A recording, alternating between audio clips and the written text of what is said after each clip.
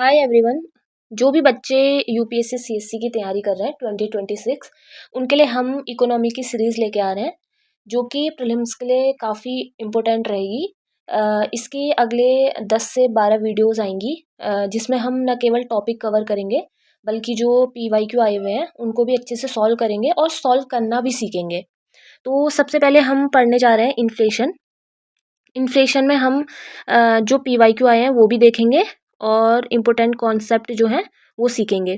तो सबसे पहले देखते हैं कि इन्फ्लेशन की डेफिनेशन क्या है। तो इन्फ्लेशन क्या होता है ना, जब वस्तुओं और सेवाओं के मूल्य स्तर में निरंतर वृद्धि, इसको इन्फ्लेशन बोलते हैं।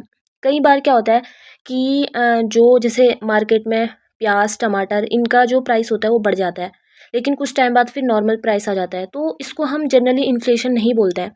इन्फ्लेशन क्या होता है कि जो वस्तु और सेवाएं हैं ना उनके मूल्य स्तर में निरंतर वृद्धि अगर हुए तो इसको हम मुद्रास्फीति बोलते हैं, यानी इन्फ्लेशन बोलते हैं। अब रीज़न क्या है इन्फ्लेशन के? दो टाइप के होते हैं, एक डिमांड पुल इन्फ्लेशन होता है, एक कॉस्ट पुश इन्फ्लेशन होता है। डिमांड पुल इन्फ्लेशन क्या होगा? जब सप्लाई तो सेम रहेगी लेकिन डिमांड बढ़ जाए। और ये कब बढ़ेगी? जब लोगों के हाथ में ज़्यादा पैसा होगा। Access liquidity in hand of people, जब लोगों के हाथ में ज़्यादा पैसा आएगा तो डिमांड क्रिएट करते हैं, जिससे क्या होगा? इन्फ्लेशन होगा, क्योंकि सप्लाई तो सेम है ना। जैसे एक एग्जांपल से समझते हैं, प्याज है मान लीजिए, उसका 100 kg क्या हुआ है, प्रोडक्शन हुआ है, लेकिन क्या है, लोगों के हाथ में पैसा बढ़ा।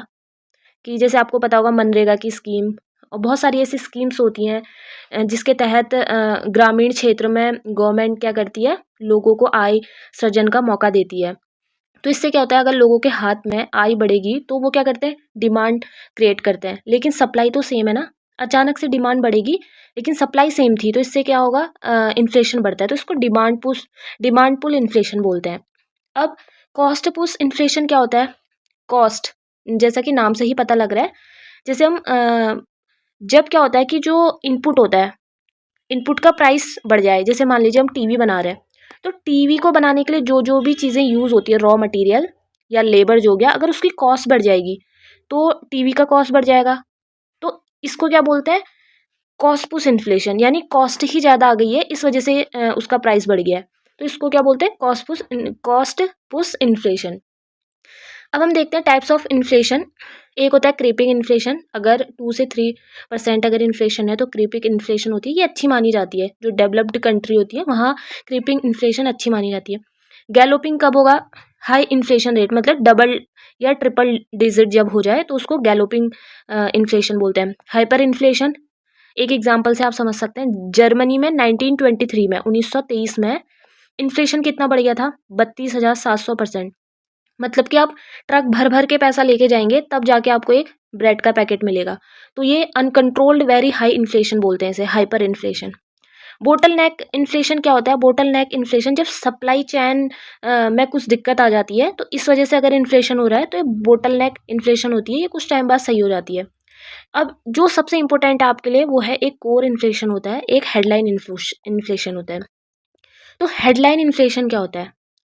हेडलाइन इन्फ्लेशन में अर्थव्यवस्था में कुल मुद्रास्फीति, यानी जो ऑल गुड्स और सर्विसेज होंगी उनका जो आप इन्फ्लेशन निकालेंगे उसको हेडलाइन इन्फ्लेशन बोलते हैं। और कोर इन्फ्लेशन क्या है? हेडलाइन इन्फ्लेशन में आपने सब कुछ लिया, ऑल गुड्स एंड सर्विसेज, इस ऑल गुड्स एंड सर्विसेज में जब आप माइनस कर देंगे फ्यूल और फूड प्रोडक्ट, ठीक हो गया। फ्यूल और फूड प्रोडक्ट को निकाल के जो इन्फ्लेशन होगा वो कोर इन्फ्लेशन होता है, ठीक हो गया। तो हेडलाइन इन्फ्लेशन में हमेशा ध्यान रखना कि इसमें जो फूड होता है और जो फ्यूल होता है वो इंक्लूड होता है, ठीक हो गया। फ्यूल जो होता है वो इंक्लूड होता है, जबकि जो कोर इन्फ्लेशन होता है उसमें सारी चीज़ें होंगी बस फ्यूल और फूड को छोड़ के, ठीक हो गया। अब आगे बढ़ते हैं। अब भारत में मुद्रास्फीति का मापन कैसे होता है?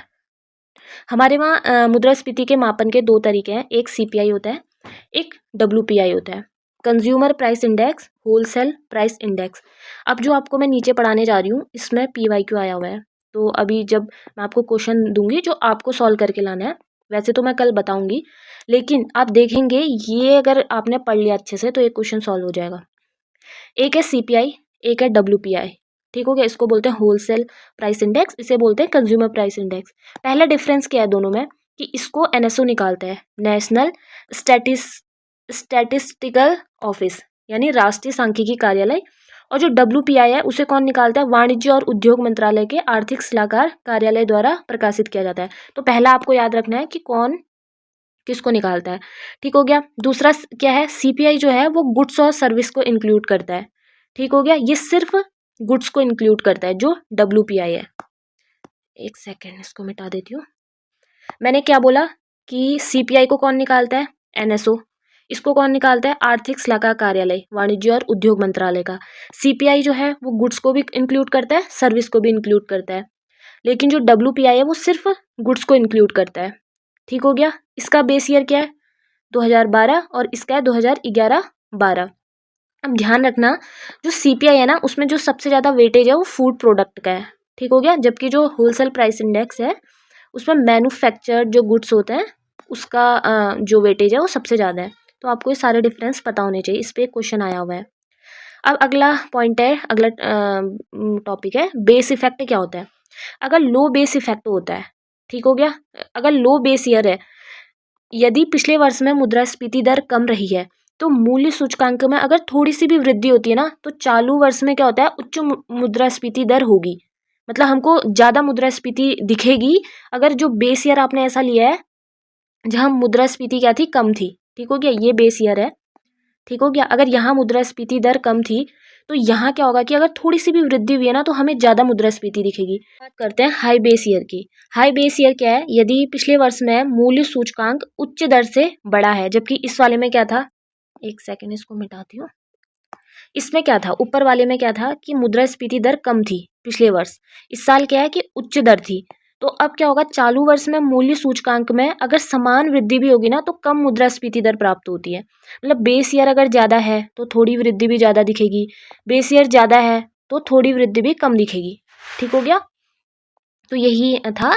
बाकी अब कुछ ऐसे टर्म्स है जो आपको पता होना चाहिए, जैसे स्टैगफ्लेशन क्या होता है, हाई इन्फ्लेशन, हाई अनएम्प्लॉयमेंट। आप खुद सोचिए कि ऐसी देखिए एक ना एक होता है फ्लिप्स कर्व। फ्लिप्स कर्व समझिए पहले। फ्लिप्स कर्व क्या बोलता है ना कि जो इन्फ्लेशन है और जो अनएम्प्लॉयमेंट है उसके बीच रिवर्स रिलेशन होता है। यानी अगर इन्फ्लेशन हाई होगा, अगर इकोनॉमी में इन्फ्लेशन हाई होगा तो जो अनएम्प्लॉयमेंट है ना वो कम होगा। तो सोचिए ना, एक अगर कंडीशन खराब हो रही है, अगर इन्फ्लेशन बढ़ रहा है तो अनएम्प्लॉयमेंट तो कम हो रहा है ना, और एक कंडीशन अगर इन्फ्लेशन कम हो जाएगा तो अनएम्प्लॉयमेंट बढ़ जाएगा। ठीक हो गया। तो इनके बीच क्या होता है, एक रिवर्स रिलेशन होता है। स्टैगफ्लेशन एक ऐसी कंडीशन है ना जिसमें हाई इन्फ्लेशन भी है और हाई अनएम्प्लॉयमेंट भी है। तो ये दोनों दो कंडीशन है और दोनों ही इतनी खराब है हमारे लिए। अब बात करते हैं स्क्यूफ्लेशन की। एक चीज़ ध्यान रखना, जो स्टैगफ्लेशन है वो इम्पोर्टेंट है। एक मैंने आपको ऊपर बताया था हेडलाइन इन्फ्लेशन, कोर इन्फ्लेशन, ये दो चीज़ें इंपॉर्टेंट थी। ये जो था ये इंपॉर्टेंट था। इसमें कुछ एक दो चीज़ें और बची हैं, वो नेक्स्ट वीडियो में आएंगी, वो भी काफ़ी इंपॉर्टेंट होंगी। स्टैगफ्लेशन इंपॉर्टेंट है। स्क्यूफ्लेशन देखिए, स्क्यूफ्लेशन क्या होता है, increase in price index due to increase in price of few items. मतलब स्क्यू इन्फ्लेशन क्या होता है ना, कुछ ही आइटम्स ऐसे होते हैं जिनका प्राइस जो होता है वो बड़ा होता है। ठीक हो गया। फ्लिप्स कर्व मैंने आपको बता दिया, इन्फ्लेशन और अनएम्प्लॉयमेंट के बीच रिवर्स रिलेशन होता है। अब इन्फ्लेशन प्रीमियम क्या बोलते हैं, इसको क्या बोलते हैं, मुद्रास्फीति के दौरान जो देनदार होता है उसको प्राप्त होने वाला लाभ। जैसे ना जो इन्फ्लेशन होता है इसमें देखा जाता है कि इन्फ्लेशन से किसको क्या लाभ होता है। जैसे निर्यात बढ़ता है या घटता है, आयात बढ़ता है या आयात घटता है। ये हम नेक्स्ट वीडियो में देखेंगे कि इन्फ्लेशन का जो अलग अलग फील्ड है, अलग अलग सेक्टर है, उस पर क्या इम्पैक्ट पड़ता है। तो एक होते हैं उधार लेने वाले, एक होते हैं उधार, एक देने वाले होते हैं, एक लेने वाले होते हैं। तो याद रखना, जो इन्फ्लेशन होता है ना उसका उधार देने वाले को तो नुकसान होता है लेकिन लेने वाले को नुकसान, उसे फ़ायदा होता है। कैसे, देखिए मान लीजिए मैंने अभी 100 रुपीज़ किसी को उधार दिए हैं। अभी मैं 10 मैगी के पैकेट खरीद सकती हूँ। बाद में जब इन्फ्लेशन हुआ तो मैगी के एक पैकेट की वैल्यू कितनी होगी, 12 रुपये। तो अब उसने मुझे 6 महीने बाद 100 रुपये रिटर्न करे। क्या इस 100 रुपये के मैं 10 मैगी के पैकेट खरीद सकती हूँ? नहीं खरीद सकती ना। यानी इस 100 रुपीज़ की वैल्यू गिर गई है। तो जो इन्फ्लेशन होता है ना, उससे किसको फ़ायदा होता है? जो देनदार होता है उसको फ़ायदा होता है। जो जिसको पैसे लौटाने होते हैं ना, जिसने उधार लिया होता है उसको वापस करने उसको देनदार बोलते हैं। तो उसको फ़ायदा हुआ है, क्यों? क्योंकि पहले जो 100 रुपए की वैल्यू थी ना, वो अब घट गई है, तो इसको तो फ़ायदा ही हुआ है। तो जो हमने इसमें पढ़ा इन्फ्लेशन प्रीमियम, वो यही है कि मुद्रास्फीति के दौरान जो देनदार है ना, उसको जो लाभ प्राप्त हुआ है, देनदार मतलब जिसने उधारी देनी थी उसको लाभ प्राप्त हुआ है, तो इसको इन्फ्लेशन प्रीमियम बोलते हैं। इन्फ्लेशन स्पाइरल क्या होता है? देखो, इनकम बढ़ती है तो इन्फ्लेशन बढ़ेगा। कैसे? इनकम बढ़ी है ना, तो आप डिमांड जनरेट करते हो, डिमांड जनरेट करते हो तो प्रोडक्शन उतना होता नहीं है उस टाइम पे, तो जैसे डिमांड जनरेट करोगे तो इन्फ्लेशन होगा। अब जैसे इन्फ्लेशन होगा ना मार्केट में, तो जितने भी एम्प्लॉय होते हैं वो अपनी कंपनी में ये बोलेंगे कि हमारी इनकम बढ़ाओ, तो ये स्पाइरल होता है। ठीक। इन्फ्लेशन टैक्स क्या है?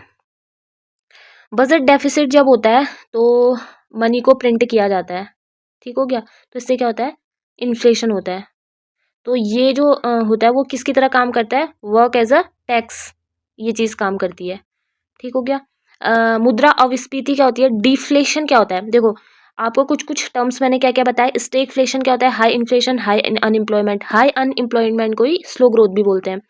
स्क्यू इन्फ्लेशन मैंने बोला इंपॉर्टेंट है आपके लिए, और फ्लिप्स कर्व आपको पता होना चाहिए, और ये उतना इम्पोर्टेंट नहीं है।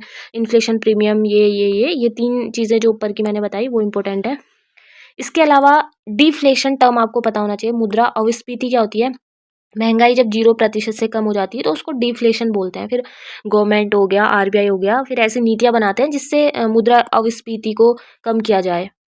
ठीक हो गया? अब एक होता है इकोनॉमिक ग्रोथ साइकिल। क्या है इकोनॉमिक ग्रोथ साइकिल? क्या है? देखिए, एक ऐसी कंडीशन आती है मार्केट में जब इकोनॉमी जो होती है ना, वो इकोनॉमी क्या करती है? इकोनॉमिक बूम बोलते हैं उसे। एक स्लो डाउन होता है, आपने सुना होगा। रिसेशन होता है, रिकवरी होती है। तो हम देखते हैं इकोनॉमिक बूम क्या होता है और स्लो डाउन क्या होता है। इकोनॉमिक स्लो डाउन क्या होता है, रिसेशन क्या होता है, रिकवरी क्या होता है। अगर आप एक समझ गए ना तो आप सारी चीज़ें समझ जाओगे।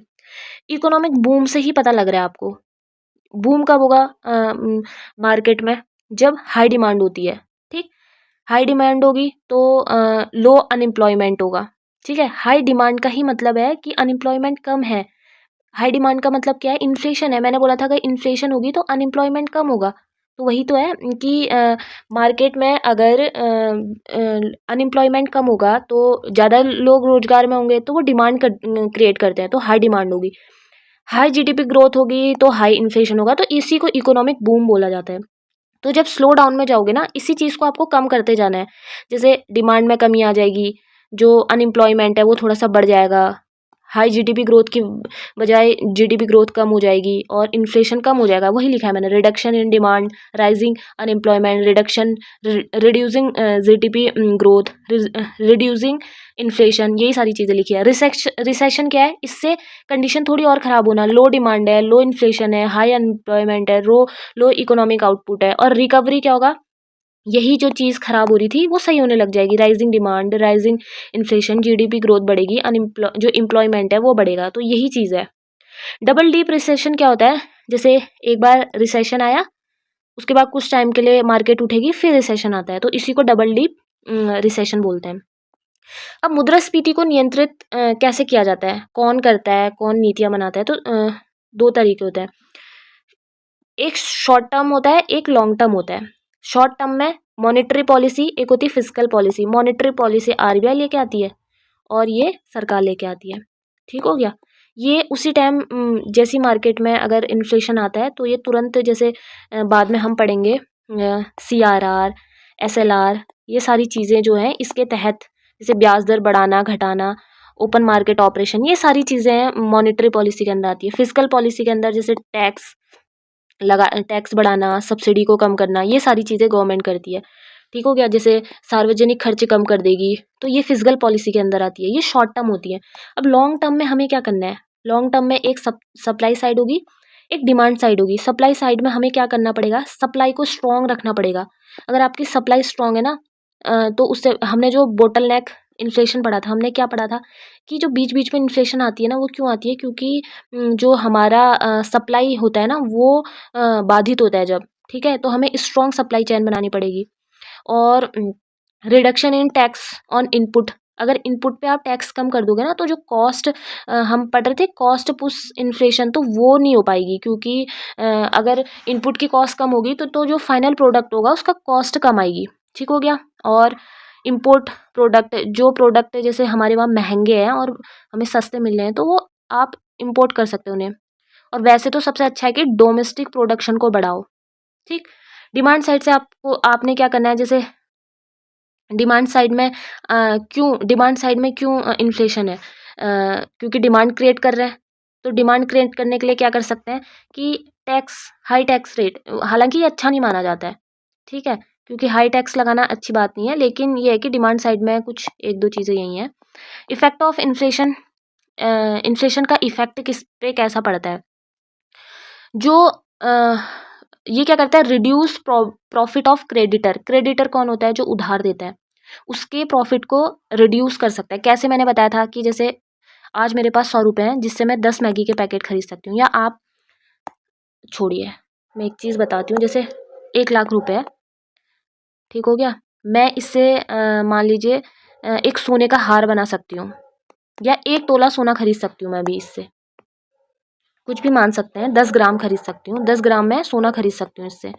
ठीक हो गया। लेकिन मैंने सोना खरीदने के बजाय बोला कि मैं अपने दोस्त को दे देती हूँ, उसको ज़रूरत है। अब उसने 1 साल बाद मुझे ये वापस करा 1 लाख रुपए, लेकिन अब मैं 10 ग्राम सोना नहीं खरीद सकती हूँ क्योंकि सोना महंगा हो गया है, इसकी वैल्यू कम हो गई ना। तो इससे क्या हुआ कि अब मैं 10 ग्राम सोना जो है, अब मैं सिर्फ 8 ग्राम ही सोना खरीद सकती हूँ। ठीक हो गया। तो इससे क्या है, इसकी वैल्यू कम हुई है ना।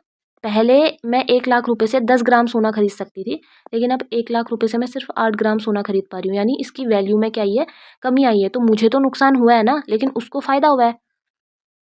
ठीक।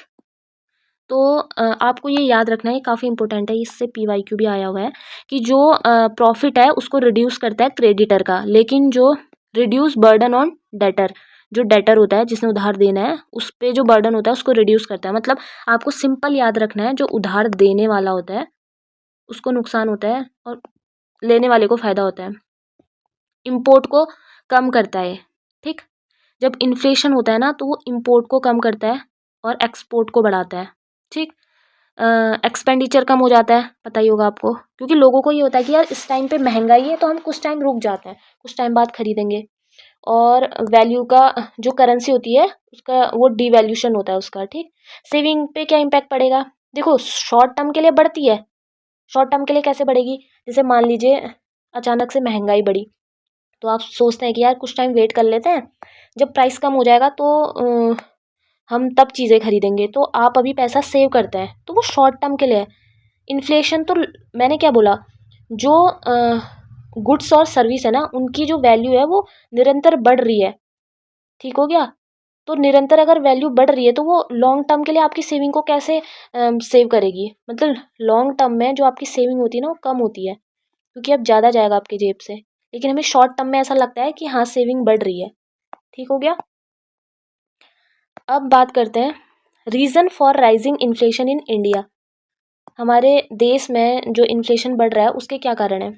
खाद्य उत्पादन में उतार चढ़ाव होता है, आपको पता है मानसून पे हमारा एग्रीकल्चर निर्भर करता है, तो उससे क्या होता है कि कभी खाद्य उत्पादन बढ़ता है कभी कम होता है, तो उतार चढ़ाव रहता है, इससे इन्फ्लेशन होता है ना।